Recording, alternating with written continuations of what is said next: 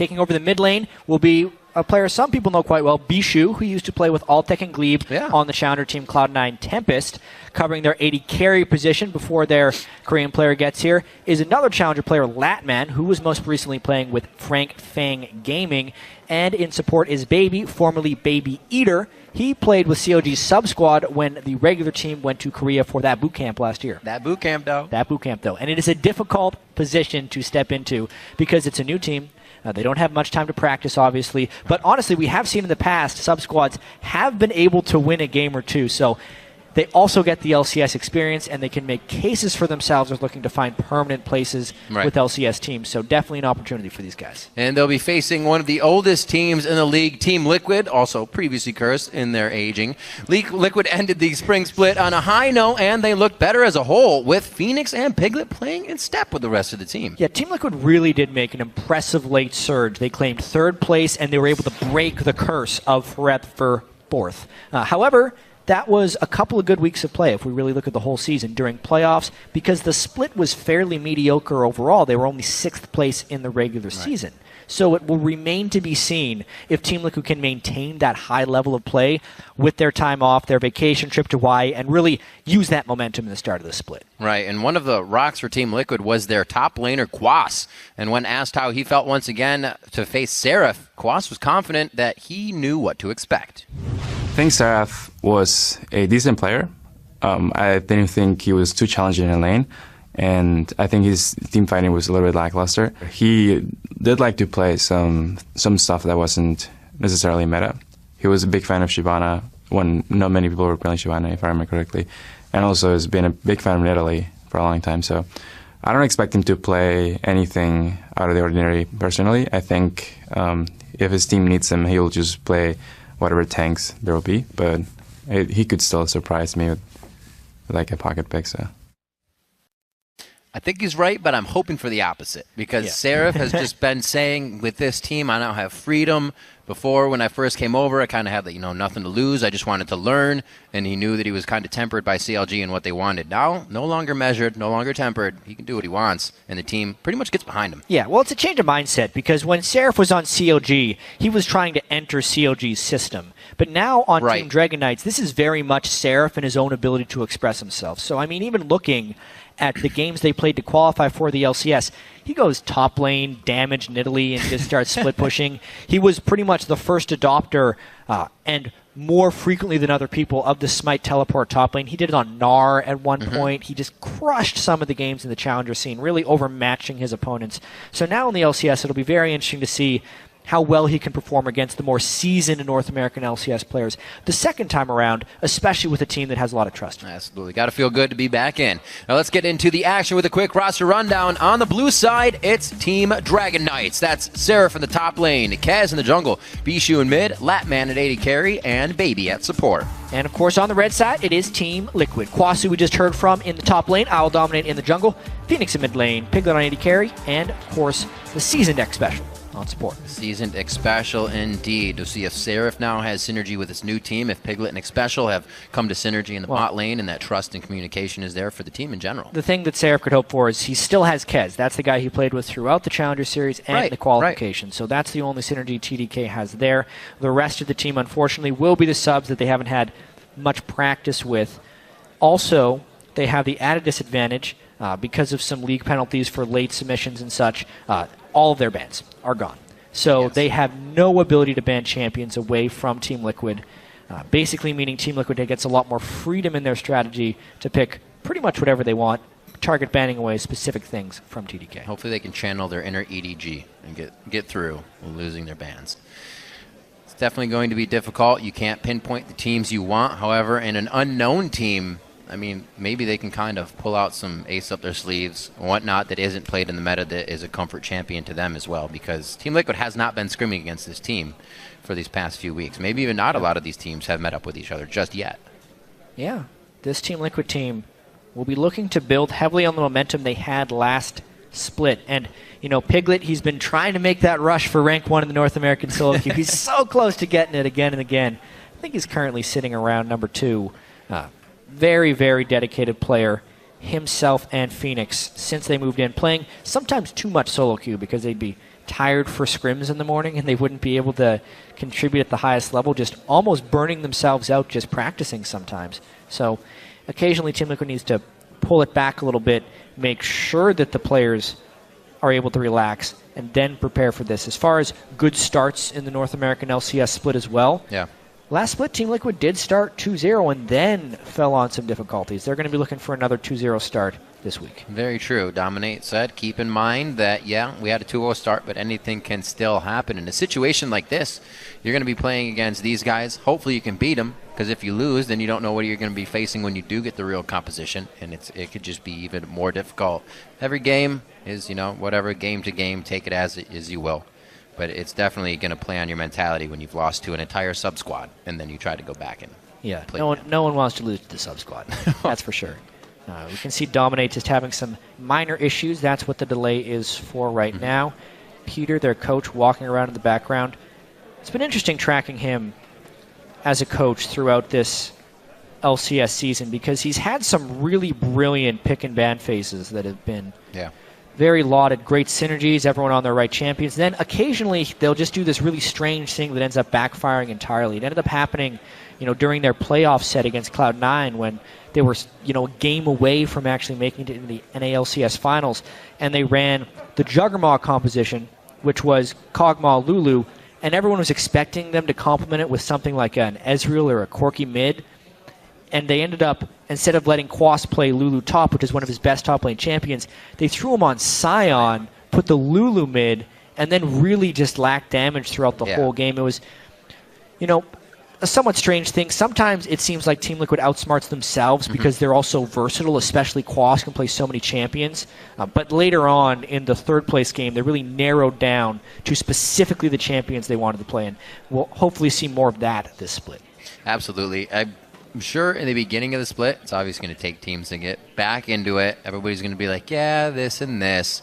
But hopefully these teams that have been here can explode and carry the momentum they had coming out of the last one. Like you said, Liquid running off of that third. But I'd be glad they weren't fourth, breaking the curse. The players said to them, it wasn't a huge thing, but it obviously feels good to kind of get something like that off your back as people kind of hold on to it more than you do. We are just about to get ready to get into picks and bans here for our second game of the North American LCS Summer Split. And 2015 is underway already with Cloud9 taking down Team Solo Mid in one heck of a battle. It was kind of a seesaw back and forth. One way was tilting down for Cloud9 and then tilted right down for TSM. Definitely a game to watch. After today, don't go and watch it now. There's no reason to. We have more awesome action to come. And as we see all the players lined up and the coaches are ready and raring to go, we are going to be into Champion Select. As Jat said before, due to entering in paperwork late, TDK will be losing all of their bans. Yep. So, obviously there, we have to wait out the ban timer each side on there. Team Liquid has already banned Kog'Maw, by the way. That should show up on your screen shortly. TDK is obviously just waiting on this next one. Looks like there might be a slight error getting that ban up on the screen, but it is Kog'Maw early on. Don't want any mid laners being down 100 CS and still doing a bunch of damage in team fights this time, as Incarnation did in our first game of the day. So Liquid now, what do you choose? You always hear sometimes that teams will go into scrims and not ban something to kind of make it more difficult if the other team can get the picks they want. And you get a little more training out of it. This is one of those situations now. Team Liquid only has a choice of 3. What do they want? So Kog'Maw and Nidalee have been banned by Team Liquid. On the left side, that is loss of bans by TDK. Yeah, so they have to let the timer run all the way down. That's right. Before Team Liquid gets their next ban. Yeah, this will make it interesting because TDK still has the ability to pick as many OP champions as they want. And loss of bans is an interesting dynamic because teams, it generally hurts them since they don't get to be the target bans, but it allows many more powerful champions to sneak through. Now Team Liquid needs to approach this in kind of a strange way where they know a lot of the OPs are going to get through, so they only want to ban away the stuff that could target TDK. And being red side in this situation can actually be good because if there's a lot of really good, they just call them blinds in competitive, where champions that are good regardless of what you pick against them, you want to get as many blinds on your team as possible, the OP ones. I wonder if Dominate, with all the junglers being up right here, just going to blind progress. Looks like it will be his. Instantly to it. Piglet with the Callista as well. Instantly locked in. Every team knows what they want after these 3 bans. Kog'Maw, Nidalee, and Evelynn. As we start the picks now. Kez and Bishu kind of waiting here. As you were saying, Jat, Seraph and Kez still pretty much towards the top and the core of this team. The guys that help them get here. Hopefully they can kind of rein in the troops of Bishu, Latman, and Baby here as we get it. It will be interesting. Yeah. They're taking their time on picks. There's actually quite a few options. Maybe that's why as well. You can pick anything. There's only been 3 bans. Everything's available now. Especially with the Evelynn, Nidalee, Kog'Maw picks. Of course, they go with relatively conservative things. Rek'Sai to complement or to just go against the Gragas. Ashe, that was banned last game. Yeah, but they already have Callistas, so... Oh, it makes me so sad. I always forget when you're locking the AD carry first. It just slips your mind when you look past it. Cassio could definitely be a real thing here. We'll see what they decide to go. Bishu's, Corki, as well. It could be Latman's. That could be a swap for those 2, though. Cassiopeia saw a significant number of bans in the European LCS. Yeah, she did. Phoenix has been playing a lot of Cassiopeia as well. Just get a little bit ahead on that champion and you can start dominating people in lane. Not to mention the actual damage per second that Cassio can put out in team fights is ridiculous. I like to think of Cassiopeia kind of like an AP AD carry, only because of the damage pattern in team fights where you land something and then you kind of machine gun out your Twin Fang again and again. Very much like an AD carry would shoot autos at you.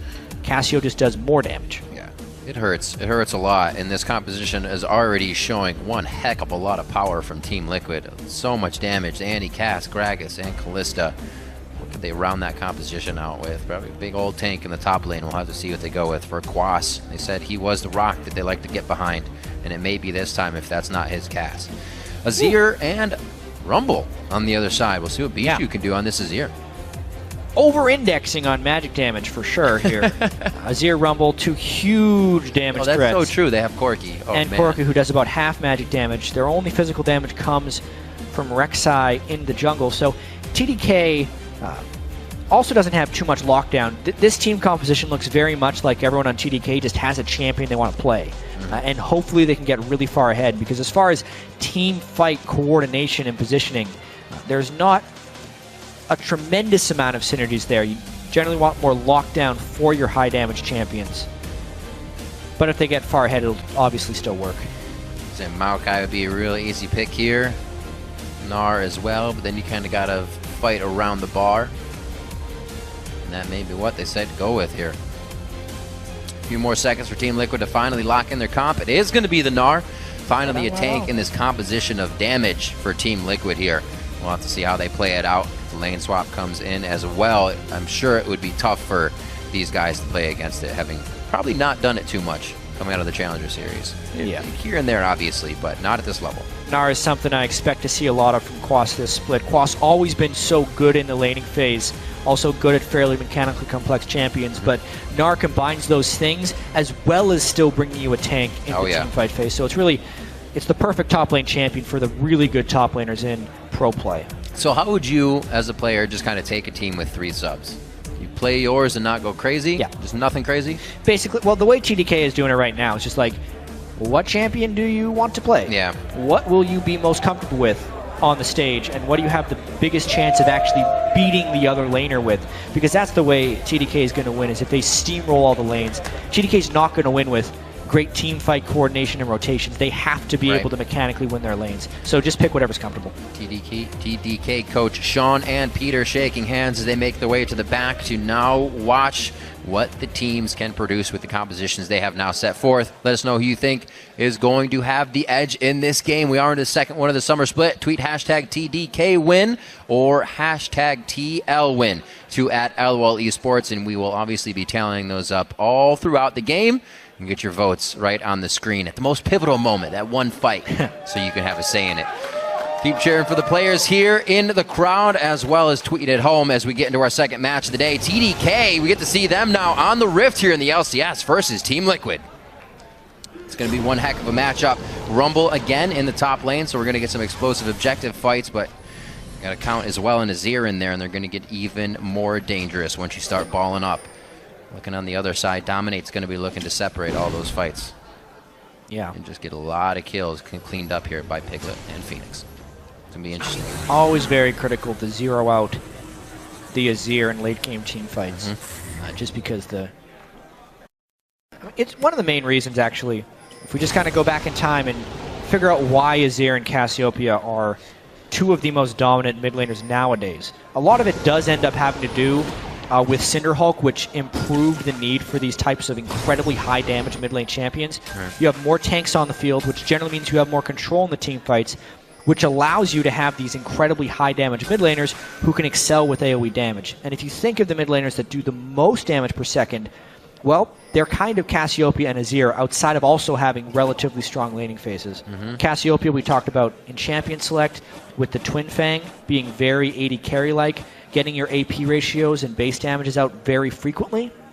And Azir is the same way with the Sand Soldiers because that's basically an extension of his auto attack, but based on an AP ratio and also AoE. So anytime you have a longer sustained team fight, which is what you get with more tanks in the game, these types of champions are excelling in those team fights, and that's why we see them here.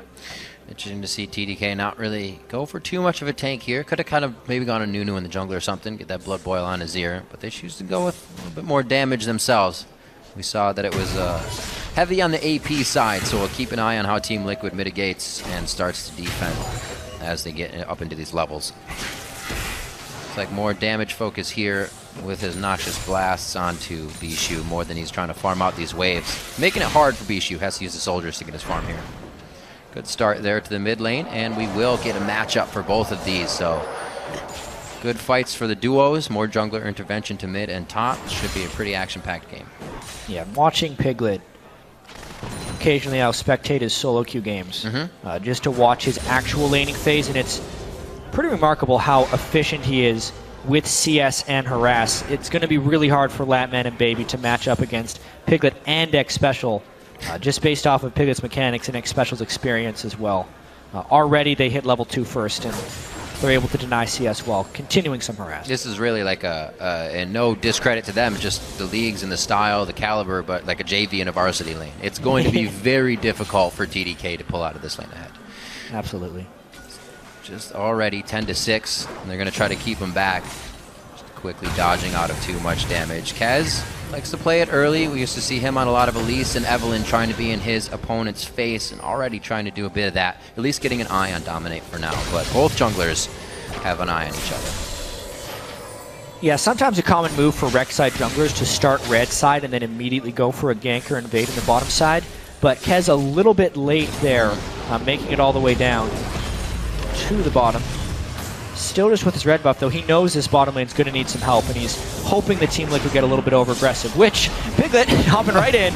Oh, no. The melee Callista goes right in. Baby going down. He could stay alive. Put on a diapers. Got it. He stays alive. Special's going to stay alive with this one as well, as he just makes a few more steps out, but I don't think melee Callista is yet to be a thing. Wow. So, an incredibly unexpected gank by TDK there, but props for them for pulling it off, because basically what happened there is Kez was spotted invading the blue buff, and he was shown with only the red buff. So typically if you're I Will Dominate or the rest of Team Liquid, you say, okay, his invade failed. Yeah. Team Liquid had the river warded, that's his fastest path to bottom lane. What they expect Kez to do is to salvage his experience and go farm. But instead, he loops all the way around through the river into the lane rush, wasting about 30 seconds for that setup, and arrives at just the moment the Piglet decides to go aggressive. It gets the kill. You can see Team Liquid easily would have had a 2v2 kill. At that point, they were thinking, these guys are just bad. We're going to be able to 2v2 kill them. But actually, it was a bait. They get baited, burn almost all their summoner spells. Piglet goes down. Right through the trap door. So there's Kez's aggression to start things off. We'll see how Team Liquid decides to answer. They usually haven't had too much trouble with that in the past. They have something in mind still that they want to do, not a team to fall behind. TDK, they do have to keep the pressure on, though. I feel like if they give Team Liquid that window, they won't be able to get it back here, especially with the sub-squad. Yeah. Working slowly now off of this. Kez back to his jungle, not going crazy, keeping things calm. Just got to keep track of Kez and those Rek'Sai ganks. We have Dominate already to the bottom lane, though. Not a lot of wards here for TDK. They are going to get completely routed on this one. And actually, Beatty had his flash from the previous play. I don't think they counted on that. Yeah, in all the chaos right there, and him ticking down so low in health, you would have almost expected him to have flash. Absolutely. Interesting. But instead, at least they get that. Maybe it's a rinse and repeat, and they come back. There's a lot of summoners down. Looks like Latman's a flash up, and Piglet is a heal up only. So there could be some action here in the bottom lane. Already started. We saw that first blood. That did go over to Kez, actually. The assist to that bottom lane. So we'll see if Kez continues to use it. He's already got himself being nosy inside Dominate's jungle here, putting down some wards. Yeah, very nice. Deep pink ward as well. I wonder if Dominate will check it. Oh, negative, sir. Yeah, it doesn't look like. And they can ping him going through. Those are those cheeky wards you can get in as a jungler. Hello. Bloop. Oh, they... Okay, so I was thinking right there that Dominate, if he wasn't so suspicious of where Kez would be, it would have been a great gank there, waiting for Dominate to engage in on the Krug. So credit to Dominate there for warding, but at the same time, Dominate does need to go looking for pink wards because his jungle is littered. Specials just feel like he wants to dive out and kill somebody right now, but he's just throwing auto attacks. And as you said, Dominate is just pretty much walking around his security system right now. So TDK can be aggressive in the lane, they can be safe in the lane and kind of try to play it like they're junglers there. They do everything they want and have some mind games right now. This is good for them. Hopefully they can use it. Well, super early scrying orb as well. Pink ward put up in that brush by Team Liquid to make sure they don't get any more cheeky ganks. And 71%.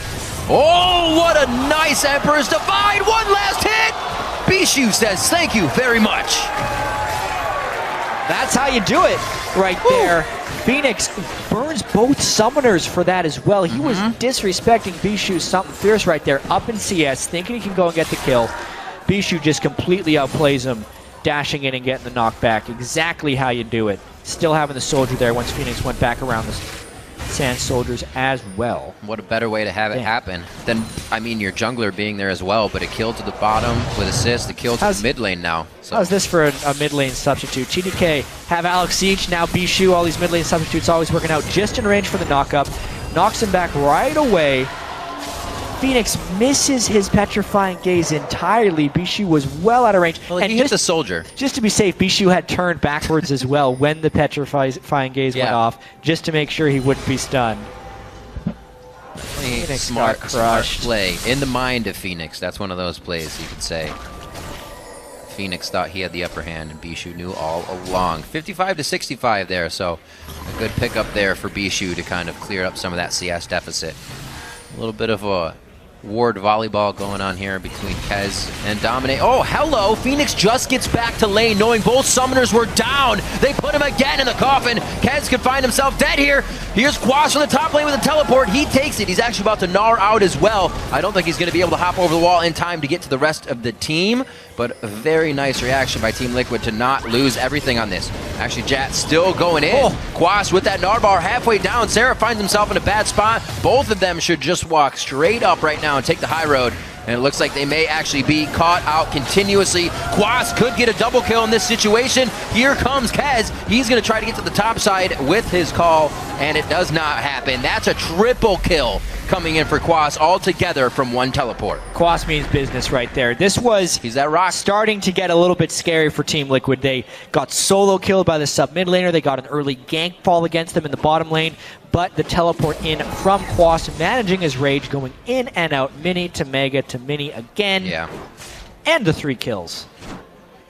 This is going to be Nar's game if Quas wants to try and rescue Team Liquid here. That makes him so big. He already had that Hex Tech to go into the fight with, which not allowing Seraph to push him out of lane, and now he's just going to come back even bigger. More magic resistant. Yeah, the big thing here is as well, TDK, very heavily magic team composition. Not even a Warrior Rek'Sai for more physical damage. Cinder Hulk instead, so really, really limited amounts of physical damage, meaning the Quas with a Hex Drinker and a Spectre's Cow already is going to be near impossible to tank down. What he's doing. Looking at this one, I mean, it was a good gank there to kill Phoenix again, but when Dominate was able to knock everyone back into the turret, it really just turned the tides. And at this point, it was just about Team Liquid making sure they didn't take too much Azir damage, and Quas just getting his damage out. The fact that he could catch Seraph against the wall to get him low enough was very critical, so the Flame Spitter couldn't just spam and stay on him. But remember, the Hex Drinker on Quas did allow him to tank a lot of that damage, despite the Rek'Sai coming back into the fight after the death. It was just a little bit too late. Whew. Quas long fight. Quite big there. Yeah, very long fight indeed. We'll see all of that work. The 3 kills across the board for TDK quickly picked up in a matter of seconds by Quas. Only in one lane though. We do see that TDKs are spread out across the map, so if Quas isn't here for the fights, it's not really going to matter that they got those kills. Cleaning up in the mid lane, 94 to 71. Bishu may mechanically outplay Phoenix, but he does not in the laning phase, it seems. He gets the solo kills. He gets the solo kills. CS. The CS to aggro, though. Still going to not so much. It's alright. CS can definitely amount to having one of those kills. You need only 200 gold up on Phoenix, so there's not too much disparity there. Quas using his newfound power to just stay in the face of Seraph here. Definitely not going to let him get off the turret. We already know it's hard for Rumble to farm, so this is going to make it even harder. Good plays by Quas so far. Yeah. Also, Piglet was able, despite falling early, to still farm up and get a BF sword. A lot of times when you get into trouble early as an AD carry, it severely delays your BF. Well, oftentimes you have to go pickaxe or vamp scepter first.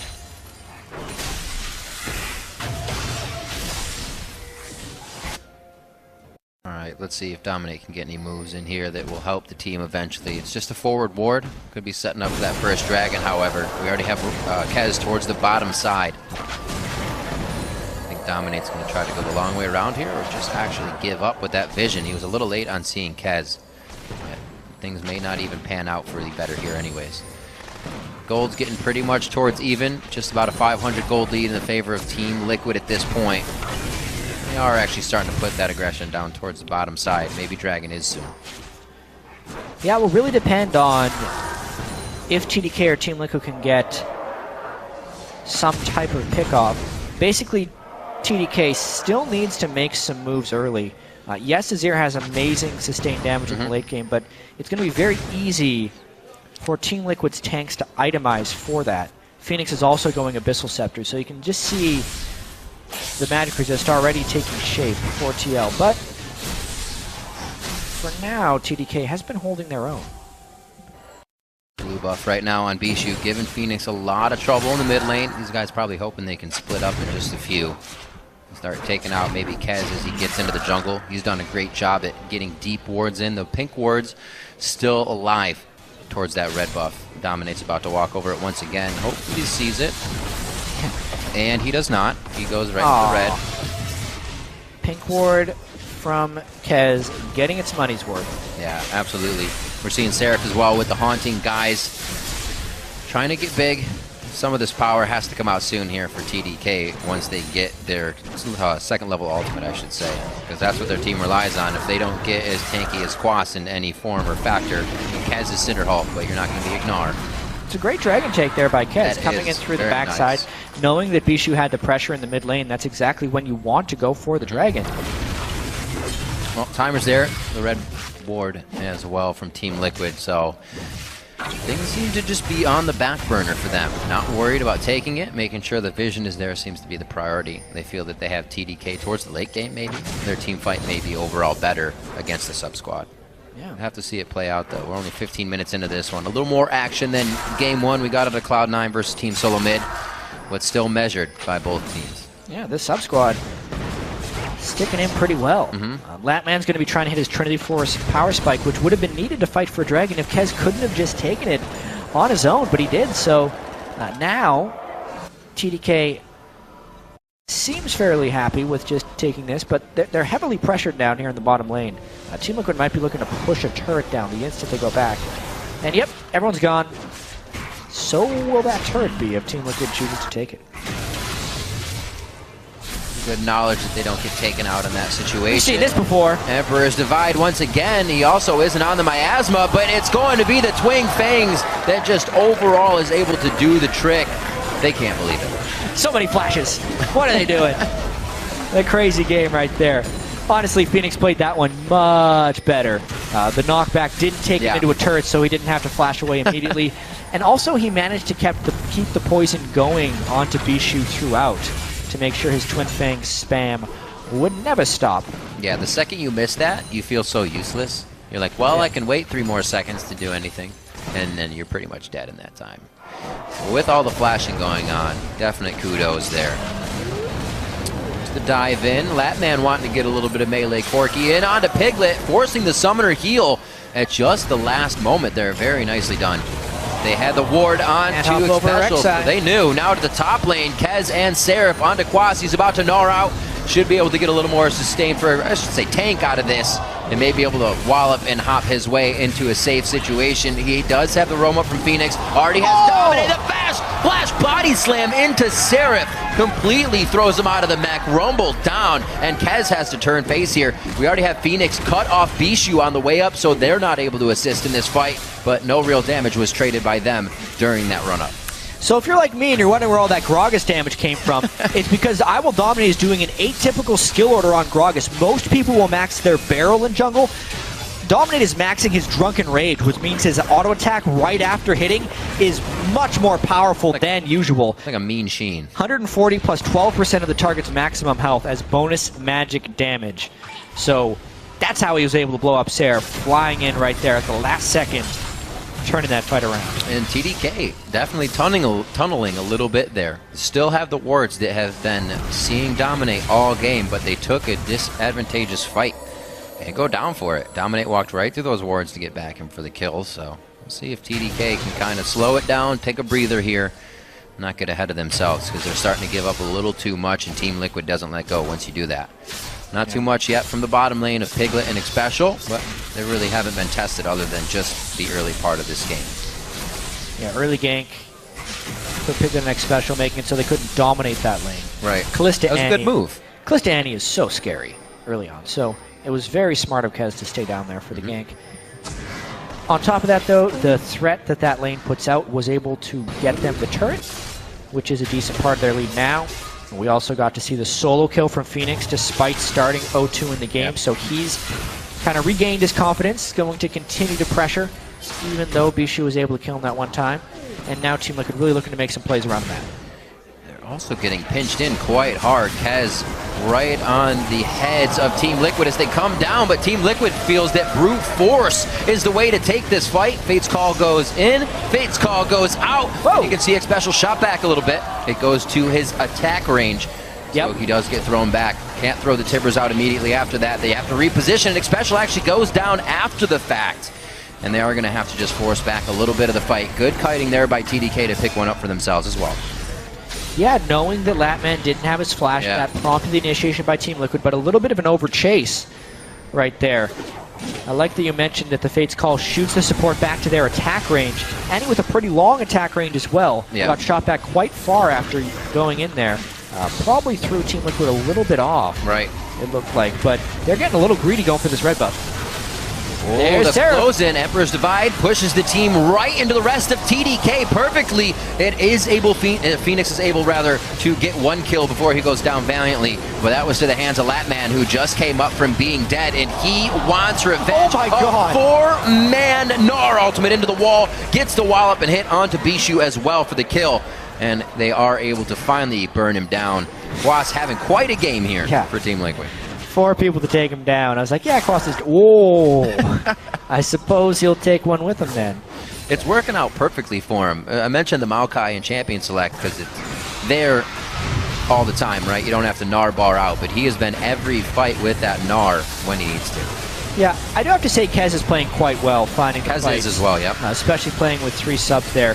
Phoenix got a nice ultimate off to at least delay his death, and it allowed them to take down a few members of TDK. You know, considering TDK had that full collapse down into their jungle, the fact that Team Liquid's 2 solo laners took 2 people with them as they went down makes that actually not a big win for TDK. It was an overly aggressive move for Team Liquid, but ultimately they weren't heavily punished for it. See Liquid still placing a few exit wards here, knowing that TDK will be repairing what happened, as well as spending some of their cash. Bishu here picking up needlessly large rod in the mid lane to a Haunting Guise Abyssal Scepter. Phoenix this game for them. He's going for a lot of pen in his build. Yeah, and also just a little bit of extra survivability. One nice thing about the Cassiopeia always going tier is as soon as they get that Seraphs, it's a huge amount of defensive shield he throws up in fights. This time with the Haunted Guys. The underrated part of that item is the extra health you get for tankiness. Rumble benefits from that greatly, and I expect Phoenix is expecting to get in close this game to deal his damage. Well, it's already had to happen a few times. Whether he's bounced out or just in the middle of the fight. He's protecting the turret right now in the mid lane. He is there for the aggression. Clearing that out pretty nicely. Has a 40 CS lead just above actually onto Bishu, so he is definitely going to hit some item breakpoints coming up towards the mid game here. Quite quick. And Bishu is going to probably be an item behind. 2-3-2 to 1-3-3, but Azir definitely controlling the fight a bit more than a Cassio with the range of that ultimate. And we've seen these fights be very explosive, Jat, especially once we get more core items like the Zanya's finished up. We now have the Triforce finished for Latman, which is something I was thinking about as well, because once they get to these turrets, if they don't have the Azir or Latman, not going to be able to take them down too quick whatsoever. Azir will help, not so much Latman. If they can get some nice time near the turrets, though, the Trinity Force physical damage, or Azir just pressing W, as long as Team Liquid's not there to harass it, will be able to be done. But you're right about the range. If it's a contested turret, it's very dangerous for them to take down. TDK has also been sticking in there quite well, but look at the magic resistance that's actually been able to be built up by Team Liquid. Aegis is completed onto Dominate. Spectre's Cow still sitting on Quas there. Abyssal Scepter onto Phoenix. There's less and less damage potential for TDK. The only way they really win these fights is if Latman gets going with some auto attacks and some more physical damage, or if Bishu gets a long time auto attacking with those soldiers. Look for Team Liquid to focus down Bishu in these fights. The pressure of Liquid towards the mid lane. They can't get too far. Looks like it's going to be top wave clear and just kind of panning out, getting all the resources right now. No team has anything really good on their mind that they want to get out of this. Still respecting the amount of pressure, TDK, and power they can actually put out. I feel like Team Liquid should be able to kind of get under the sub-squad skin and find a way in. That's the hope. Not the way it's happening, though. Yeah, the TDK empowered themselves with some nice early kills to keep themselves in this game, and it's not the start Team Liquid would have preferred against, you know, a team that had no bans, 3 sub players, just Seraph and Kez, who also weren't in the LCS last split. They qualified from the Challenger team, it seemed. Ooh, this could be some of that free time. Most of the team is split. The teleport is there from Quas, and he's going to use it right above them. They can see this entry here. There's a quick lantern out. Baby throws down the box. He walked back in to put that up as a defensive wall. That's only going to be a slow coming in from Phoenix Ultimate, and I don't know if it's enough to follow. Quite a bit was used there, both sides. Yeah, pretty much all of Team Liquid's initiation there. Flash ult from X Special, Flash Ghost from Phoenix, and they do not get a single kill, but still lose their turret. Now, though, they have enough harass, they're going to get a turret of their own. All right. It's a good thing that keeps lasting, at least, for Tibbers. Able to kind of just throw them at the team, have a few more bodies for the turret to hit, and they do get the pressure. So, Team Liquid able to crack the base pretty much for the first time here. Hopefully able to get some forward wards in. We've only been seeing them come from Kez, so this may be what TL needed to open up and start getting Dominate and Quas into some really advantageous positions. Looking for a pick, but it does not look like they wanted it after seeing more members.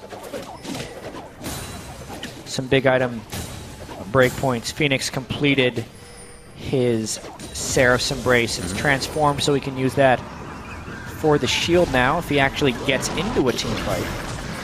Quas able to go for that Frozen Mallet as well. Yeah, that's a big item there for Gnar. Mini-Gnar being able to train people down with the Frozen Mallet gives him enough time to transform into Mega Gnar where he really becomes dangerous. That's what happens when you get 3 quick kills. hat trick right in the beginning of the game off of one teleport. It really started to catapult Quas's lane. Good thing to Seraph, he kept in that lane, 196 to 184, but Quas is still going to be a detriment to the, well, not detriment, be a problem, I should say, for the rest of his team. 1 minute and 20 seconds on that dragon. It looks like with teleports down for TL, they're going to be hovering that with all their bodies. That is really what this game is going to end up coming down to here. A lot of the outer turrets down. The only outer turret still alive is Team Liquid's bottom lane turret, thanks to the shoving that Piglet and Special have been able to do. And once again, we're going to have to look to see if Bishu can stay safe on his now Death Cap Azir, just really powering up. Because if he gets a lot of time auto-attacking with those soldiers in the team fight, no matter how much magic resist you build, Azir can do so much sustained damage. If you look at his total AP ratio, every time he gets another auto-attack from those soldiers, it makes it go higher and higher and higher and higher. Not to mention Leander's Equalizer, if it's in the right spot, just to get them started off. Definitely a thumbs up that they got to this point. At least the Kaz shot calling, especially for 3 new members as well. They should be following order, but it's not always the easiest when everybody wants to get this minion. You get that. Everybody has fallen in line here for what TDK is needed to do. Just need to do it a few more times. How big does the problem become when all they pretty much have is max AP items, and they're getting defended by Team Liquid. Team Liquid's already built their Aegis, their Hex Drinkers, and probably Quicksilver Sash soon for Piglet if he ever needs to get out of everything. I guess there's no hard, but... I think it's already a pretty big problem. Yeah. That's why they need an ideal team fight. So if Team Liquid gets a clean initiation that can stun multiple people, let's say from X Special, Team Liquid could make short work of them. A lot of it will have to do with Dominate knocking them back. You can see here they're hoping to find their window into this dragon. Maybe they force in. Let's see. There's the flash. Tibbers coming in, hits up. Callista Piglet stealing that with the Rend as well. Damage coming in from Phoenix is huge right now. The ultimate pretty much shut down the entire team of TDK. They were just stopped by the beauty of Phoenix. And Quas's Gnar ultimate. Yeah. Wow. Huzzah. Don't stand next to a wall against Quas's Gnar, but that's the path they chose to funnel in to disrupt that dragon. X Special held him there for a short time. Quas jumps in afterwards, and that's exactly the situation you want as Gnar. Quas managing his Gnar bar just right, getting the rage max right before that, gives him the dragon, a bunch of kills, and the Baron. Team Liquid can control the game. So big. Yeah, look at that. He's already had it in the right spot, lands his spells to get it up just right. The hook means he's going to be hitting Mega Gnar, and TDK's, oh no, at this point.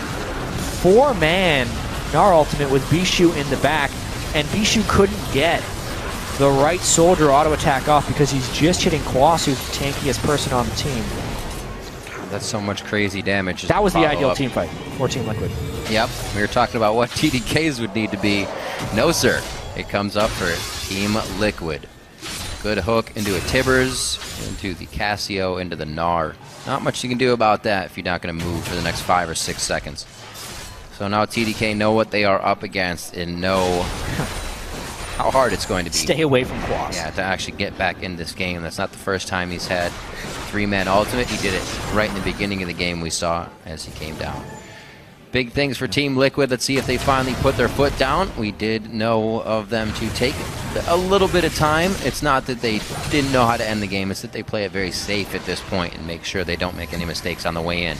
But that also causes some problems sometime. I think they'll be all right versus the AP heavy team with TDK here, as we've been saying before. So another start to the split with wins for Team Liquid. Be very nice for them. That's the hope. 5,000 gold lead now with Baron. Basically, they're trying to get side wave control right now. Quas does have his teleport, so if TDK decided to initiate, he'd be able to teleport in the backside.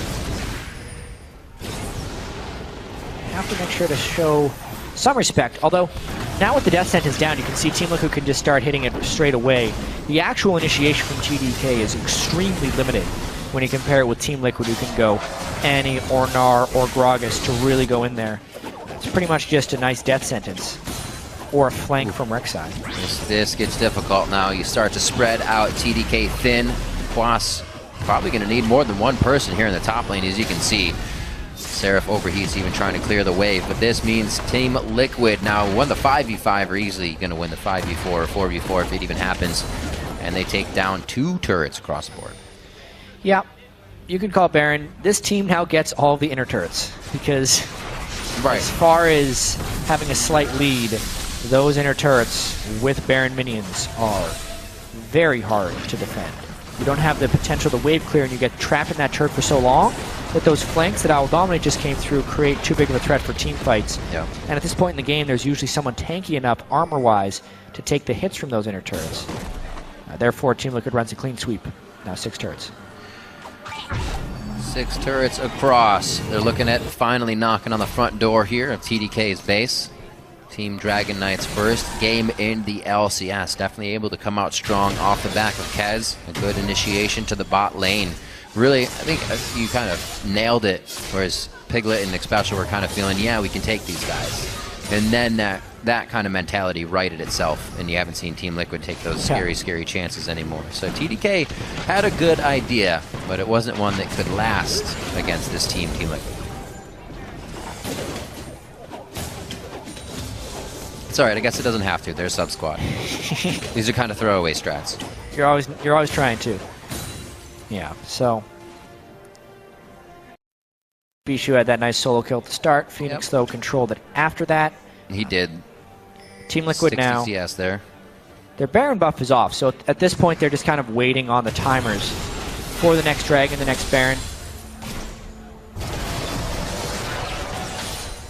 Obviously, Boss has had a very impressive showing on Gnar. Expect many more Gnar picks for him throughout the split, I would say. This is going to be finally the game where Quas almost carries from the top lane, and then they win. We had the game where he's on Fizz, and he's like 10, 1, and 9, and then somehow Team Liquid ends up actually losing those games. I think Gnar serves a better purpose here. Yeah. That ended up happening a fair bit to Team Liquid in the past, where Quas would have a very good game, but the rest of the team would be incredibly struggling. Or even Team Liquid's had these issues throughout the split where one player would have a good game and then everyone else would have a poor game. And it was very rare that Team Liquid would find the right combination of everyone having a good game. Yeah. This obviously isn't the test against the newest team to the LCS also playing with substitutes, but it can always be some type of confidence builder, more stage experience. Yeah. Piglet and Phoenix more well integrated into the team. And also avoiding the tilt, because Phoenix gets solo killed by Bichu. Piglet and Xpecial died at ganks early on by playing over-aggressive. We've heard there's tilt in those lanes. You can see that there's tilt. There's potential tilt from those. Piglet giving up first blood in a game against a sub-squad who was not meriting any respect from their laning phase. Right. But they've been able to recover quite well. That's the kind of training and the learning, that education that they have gotten together being a bottom lane. And now the trust that creates no silence between them. I'm sure there's a lot more communication between Team Liquid than there was last split. A lot more assurance as well in those calls. There's another Dragon going over to the team, number 3. So they put 4 in the minds right now of TDK. A little bit of pressure starts to come from that, but if there wasn't already enough already. Team Liquid's really getting a good way with this game. 59,000. Coming up on 50K actually for TDK, so they have about an 8K lead, and Team Liquid already pressured with 1 Baron. Use it nicely to take the outer turrets. I don't think it's going to be much longer before they can get to the inhibitors. Yep, they're pretty much just waiting on the next Baron, which will be in a minute. At that point, methodical here by Team Liquid. I think maybe. Yeah, go ahead. There's not much left for TDK to do, because we talked about earlier on, they're kind of all in with that earlier strategy. Let's just all pick things that we're good at. If they can get ahead, they could have beaten Team Liquid to the big ticket magic resist items. But I mean, Banshee's Veil plus another Spectre's Cow.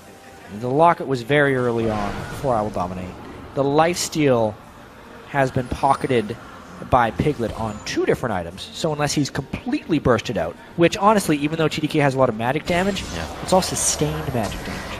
So no real burst there to take down the Bloodthirster shield. Can't really nuke someone. Team Liquid has built their items just right to counter the one-dimensional team comp from TDK.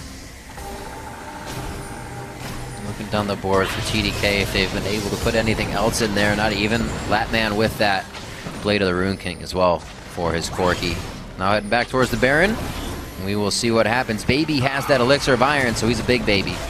See if he drinks that one down for this fight. 35 minutes on the clock. TDK is being pressured into this. Quas again, almost with a perfect bar, ready to gnaw out, and he gets activated actually by that Rumble ultimate. They are flying right through. He tries to throw everybody against the wall, and it looks like TDK is kind of able to spread this fight. But now that they leave it, they don't have enough HP to get where they want. That's going to be 1, 2, 3, possibly a fourth here coming in, looking for the pentakill for Piglet. He's going to find Labman. Labman hops over the wall to not give it to him, and Piglet wants it. He has eyes on the prize, and he is heading down the lane. Nobody else is going to be able to cut this off, and there is just too much distance. No Penta. He couldn't go for him. That was actually a really bold move there by Team Liquid. They knew they had the Callista Rend for the finish, and you could see how ready they were for TDK when they inevitably try to go in and stop them. The instant they throw down the Equalizer, Team Liquid peels off. Phoenix basically sacrifices himself for the greater good. They get the Baron, they win the team fight thanks to the Giant Gnar ultimate, and they nearly gave Piglet a pentakill. That was close. That was like Callista's dream right there. When you see all these low health targets and your Hurricane Callista, one of the best chasing and finishing AD carries in the game, just hops to safety again and again. It's very likely that'll never happen for him in that way. Yeah, I mean, it's just too perfect. Watching this fight, again, TDK contests an objective near a wall, unfortunately. Double hop in from Quas, then he flashes back to make sure he gets the right angle. Stuns the majority of them. Bishu has to flash out so he can't keep his soldiers auto-attacking. Pretty good wall placement there from Bishu, but then, look at that. He even put the Fate's Call for X Special, who manned up and went in with about 100 health for the mini knockup because he knew Piglet would take him out. And then he burned heal because he wanted to chase for the Penta. Couldn't quite get it, though. At that point, you go all out. As hard as you want. Of course, man. Pentakills still count in the LCS. I hope they do. That's quite a bit of points. So, the bait. I think he sold it. Did he eat it? Because he didn't eat it during the fight. Oh, he ate it after the fight. Oh, unfortunate. Baby's elixir was not used during the fight. I don't know if it would have helped very much.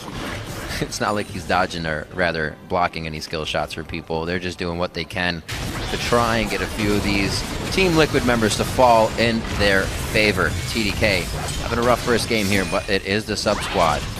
And kind of where it should be getting rough, right? The beginning of the game is kind of individual calls and how they work, but once the team aspect comes out, you can see where the subs start to hurt that play. Kind of an expected game from these guys. Decent laning phase, because we know that's one thing about the mechanical skill and laning phase of a lot of these players. They're all very good, but you can really then get to see where teams differentiate themselves, even if they have a few kills that drop by the wayside. The way Team Liquid can then ward around the map, take objectives properly, know the right team fights, time their teleports together. All the intangibles are really what would make a pro team different than an amateur one.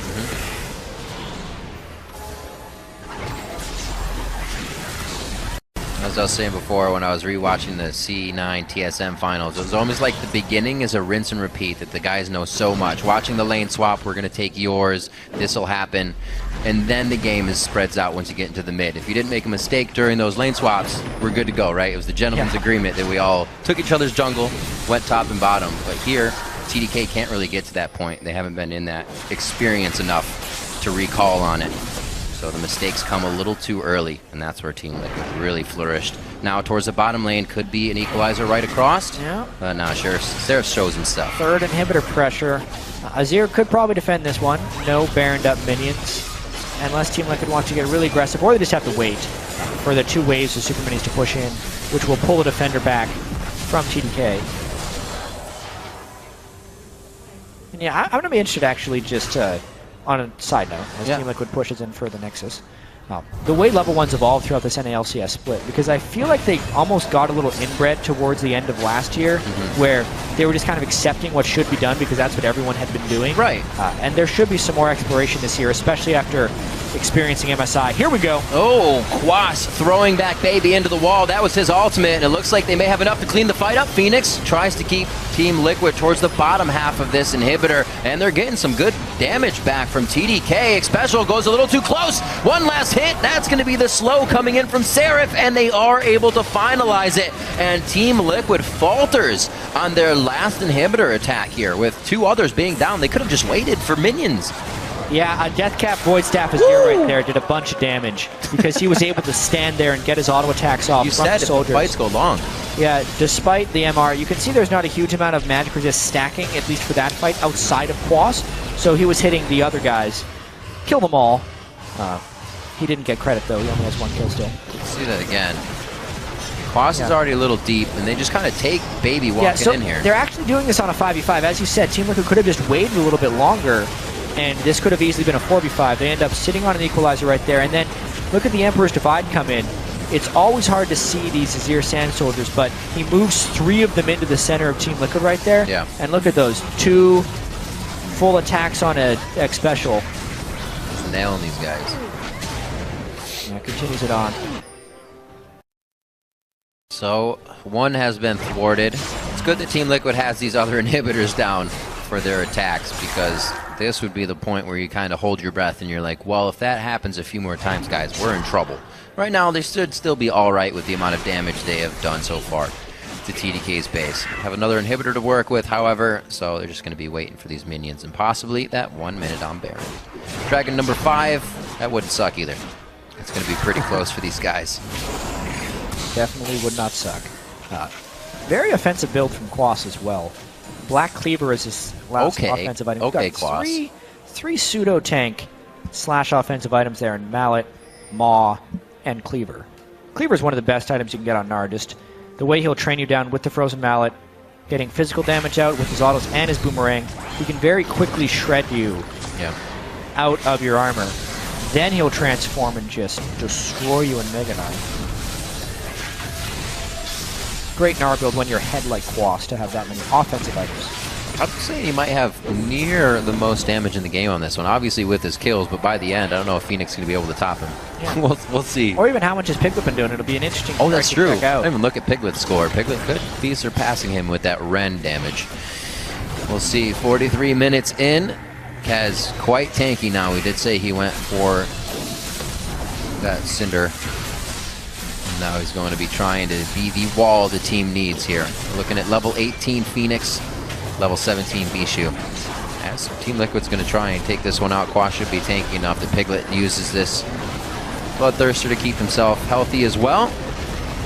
I don't know if they wanted that back and forth fight. They're going to be able to go right for Piglet. He goes Rend onto Baron, so he gets it for the team no matter what. And it looks like they're going to be able to spread pretty well here. Still looking to see where he went. And Piglet is now onto Kez. Piglet's now onto Baby. Takes him down. That's actually going to be Dominate's kill, as double kill coming in for Piglet beforehand, and they are just going to keep pushing forward. The turrets, we haven't even seen that much from Bishu's Azir. Usually those are set up for a good amount of defense, but they haven't been able to stop these fights, and immediately a teleport coming in from Quas from the base, and they're going to go for the win. Yeah, again, great timing there by Quas with his Narbar. Oh, the Piglet laugh right at the end. 9-1 kills, because basically as soon as the Baron was going to go down, Quas was going to be hitting Mega Knight, so he's going to have it right fight if it's contested anyway. Nice finish there. Took a little longer for Team Liquid.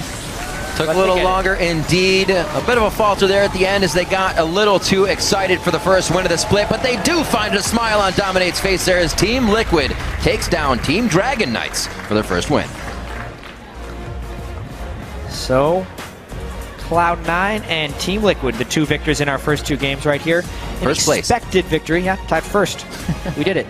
Team Liquid trying to improve on their 3rd place finish from last year. You can see TDK tried. They had a lot of magic damage in their team comp. Very little incentive for Team Liquid to itemize any armor. So once the locket was